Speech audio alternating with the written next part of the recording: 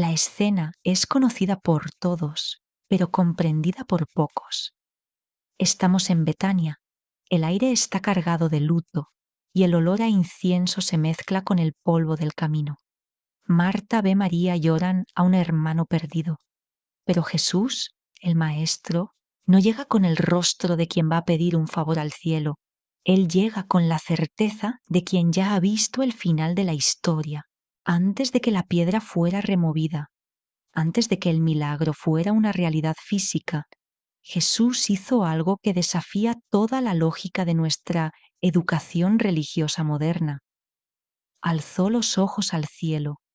No fue una mirada de súplica, no fue el gesto de un mendigo espiritual buscando una moneda de gracia, fue una mirada de reconocimiento.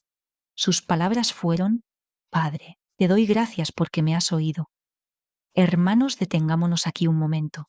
Analicemos el peso de ese tiempo verbal. Me has oído. Pasado. Lázaro seguía en la oscuridad del sepulcro, su cuerpo ya estaba bajo los efectos de la muerte. Pero en la realidad interior de Jesús, el milagro no era algo que iba a suceder, era algo que ya era. Este es el gran abismo que separa la fe de Jesús de la religión moderna. Se nos ha enseñado que la oración es una comunicación hacia afuera, una especie de telegrama enviado a una oficina divina distante, esperando que, si tenemos suficiente suerte o mérito, recibamos una respuesta.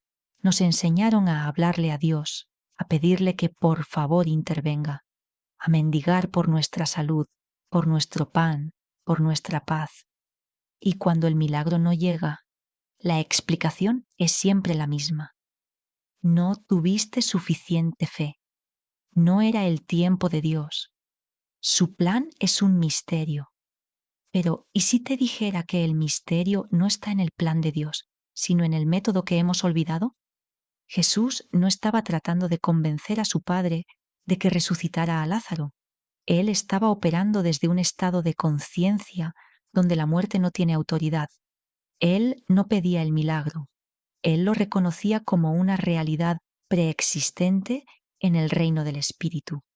A lo largo de los siglos, a medida que el cristianismo pasó de ser un camino contemplativo vivido en pequeñas comunidades a ser una religión de masas y de imperios, este saber interior se diluyó. Se volvió más fácil enseñar una oración memorizada que enseñar a un hombre a entrar en el silencio absoluto de su propia alma. Se volvió más práctico construir catedrales de piedra que mostrarle al fiel cómo construir el templo de la presencia en su propio corazón.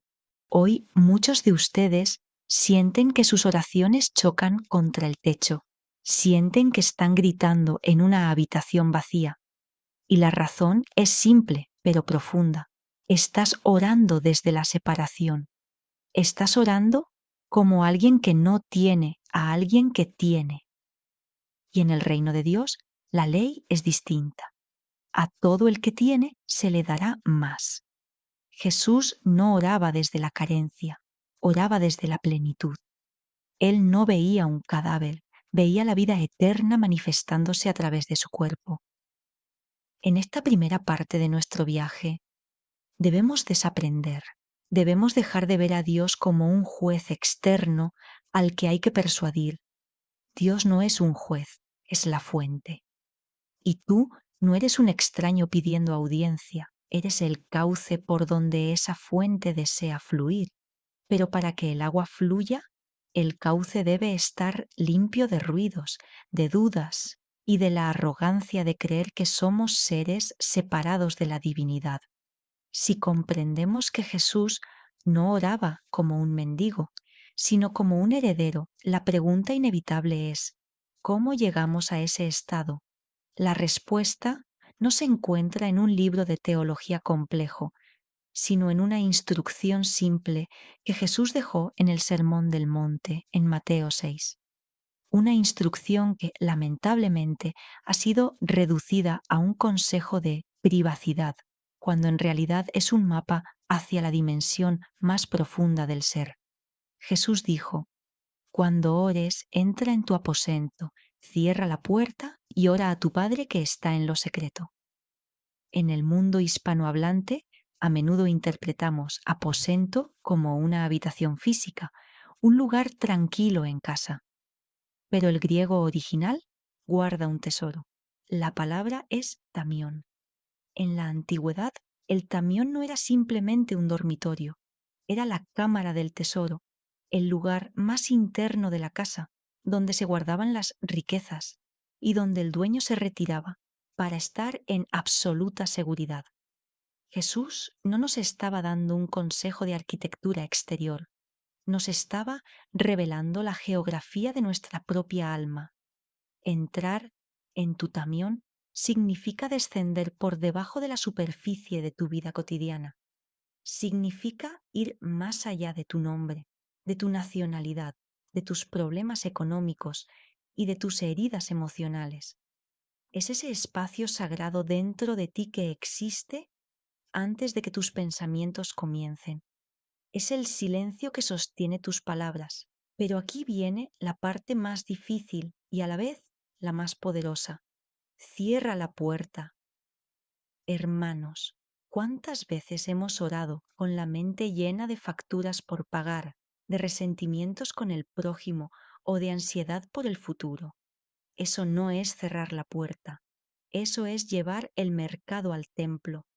Cerrar la puerta en el lenguaje de Jesús es un acto de soberanía espiritual. Significa sellar los sentidos físicos. Significa decirles a tus miedos, ustedes no tienen permiso para entrar aquí. ¿Por qué es esto tan vital? Porque el Padre, la fuente de todo poder y gracia, no está esperando fuera de ti. El Padre está en lo secreto. Él habita en esa quietud que la mayoría de las personas evitan porque les aterra el silencio. Vivimos en una cultura de ruido constante, especialmente en nuestras tierras latinas, donde la música, la charla y el movimiento nunca se detienen. Pero el milagro no nace en el ruido. El milagro se gesta en el silencio del vientre materno, en la oscuridad de la semilla bajo tierra y en la quietud de tu tamión interior. Jesús practicaba este retiro constantemente. No era una recarga de baterías porque estuviera cansado, era una realineación. Él sabía que el mundo visible tiene una gravedad poderosa que intenta convencernos de que estamos separados, de que somos débiles y de que estamos solos. Al cerrar la puerta, Jesús recordaba quién era. Se fundía con la presencia del Padre hasta que ya no había dos, Jesús y Dios, sino una sola voluntad, una sola fuerza. Muchos de ustedes han sido enseñados a pensar en Dios mientras oran, pero pensar en Dios sigue siendo un proceso mental, es una imagen que tú creas. Entrar en el tamión es dejar de pensar en Dios para empezar a ser en Dios. Es la diferencia entre leer un mapa de la playa y sentir el agua del mar acariciando tus pies. Como decía la gran mística Santa Teresa de Ávila, el alma es como un castillo interior. Muchas personas se quedan en el patio hablando con los criados, sus pensamientos superficiales, pero el rey habita en la morada central. La tragedia de la fe moderna es que nos hemos quedado en los ritos del patio, olvidando que tenemos la llave de la morada central. Para cerrar la puerta necesitas paciencia. No es algo que se logra con fuerza de voluntad, sino con rendición. Al inhalar y exhalar, dejas que el mundo se desvanezca. Dejas que la versión de ti mismo que sufre y que necesita cosas se quede fuera, porque en el tamión no hay necesidades, solo hay provisión, no hay peticiones, solo hay unión. Si aprendes a cerrar la puerta hoy, estarás haciendo lo que los antiguos padres del desierto llamaban la oración del corazón. Estarás dejando de ser un locutor que habla sin parar para convertirte en un oyente atento. Y es en esa escucha profunda donde el milagro comienza a tomar forma en lo invisible antes de manifestarse en lo visible. Llegamos al punto de inflexión. Has entrado en el tamión, has cerrado la puerta al ruido del mundo y has descansado en la quietud de la presencia del Padre. Pero, ¿qué sigue? ¿Cómo se traduce ese silencio en el poder que levanta a un muerto o calma una tormenta? La respuesta se encuentra en un cambio de identidad, un tránsito de la súplica a la autoridad. Hay una diferencia fundamental que debemos comprender, la diferencia entre orar al Padre y orar como el Padre. Cuando Jesús decía, el Padre y yo somos uno, no estaba simplemente haciendo una afirmación teológica sobre su divinidad única. Estaba describiendo el estado de conciencia desde el cual operaba. En el aposento alto de su espíritu, la frontera entre su voluntad humana y la voluntad divina se había disuelto por completo. Ya no había negociación, ya no había un yo quiero frente a un Dios quiere. Solo había un movimiento único de gracia. Hermanos, observen esto con atención. Jesús nunca pedía permiso para realizar un milagro. Él no decía, Señor, si te parece bien, ¿podrías sanar a este hombre? No, él decía, levántate y anda. Él decía, cállate, enmudece. Él decía, Lázaro, ven fuera. ¿De dónde venía esa autoridad que hoy nos parece tan lejana? Venía de su total alineación. Jesús no hablaba desde su ego o su personalidad humana. Hablaba desde la fuente con la que se había fundido en el silencio del tamión. En nuestra tradición a veces hemos confundido la humildad con la impotencia. Pensamos que ser humildes ante Dios significa vernos como gusanos incapaces. Pero la verdadera humildad, la que Jesús nos enseñó, es la capacidad de quitarse de en medio. El ego es el que bloquea el milagro. El miedo, la duda y el sentimiento de separación son los que cierran el flujo de poder. Cuando entras en el cuarto secreto y cierras la puerta, lo que estás haciendo en realidad es poner a un lado esa versión pequeña y asustada de ti mismo. Estás permitiendo que lo que siempre ha estado ahí, la presencia de Dios, se exprese sin obstáculos. Por eso, la oración del milagro siempre comienza con la gratitud anticipada. La gratitud es el reconocimiento de que en el reino de lo invisible tu petición ya ha sido concedida. Cuando Jesús dio gracias ante la tumba cerrada, estaba colapsando el tiempo.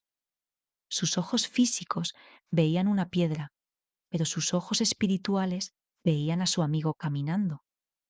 Él no esperaba que algo cambiara.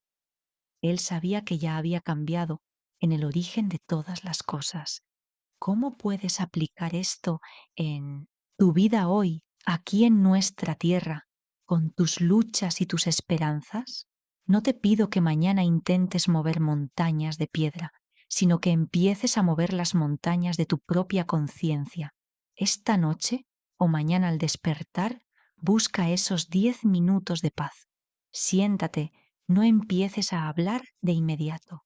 No lances tus peticiones como si Dios fuera un cajero automático. Simplemente respira. Siente la vida moviéndose en ti. Busca ese punto de quietud detrás de tus pensamientos. Quédate ahí hasta que sientas que ya no eres tú quien respira, sino que la vida misma respira a través de ti. Y en ese momento de unión, cuando sientas esa paz que sobrepasa todo entendimiento, no pidas, reconoce. Si necesitas salud, no ruegues por ella. Siente la vitalidad divina que ya sostiene cada una de tus células. Si necesitas provisión, no llores por la escasez. Reconoce que eres hijo del dueño de todo el oro y la plata. Habla desde la posición de quien ya ha recibido, porque en lo secreto del tamión el Padre ya te lo ha dado todo. Este es el reino de los cielos, que Jesús dijo que estaba dentro de nosotros. no es un lugar al que vas cuando mueres, es un estado de ser en el que vives mientras estás aquí. Es pasar de ser una víctima de las circunstancias a ser un canal de la voluntad divina. Hermanos de habla hispana que compartimos esta fe vibrante y apasionada. Es hora de volver a la mística del silencio. Es hora de que nuestras iglesias y nuestros hogares no solo se llenen de cánticos y palabras, sino de esa autoridad silenciosa que nace en el aposento secreto. Ve y busca tu tamión, cierra la puerta, quédate en el silencio hasta que te encuentres con aquel que te ha estado esperando desde antes de que nacieras. Y cuando salgas de esa habitación, no saldrás igual, saldrás con la paz, la luz y el poder de quien ha caminado con Dios en lo secreto. Que la gracia divina los acompañe en este viaje hacia el interior. Amén.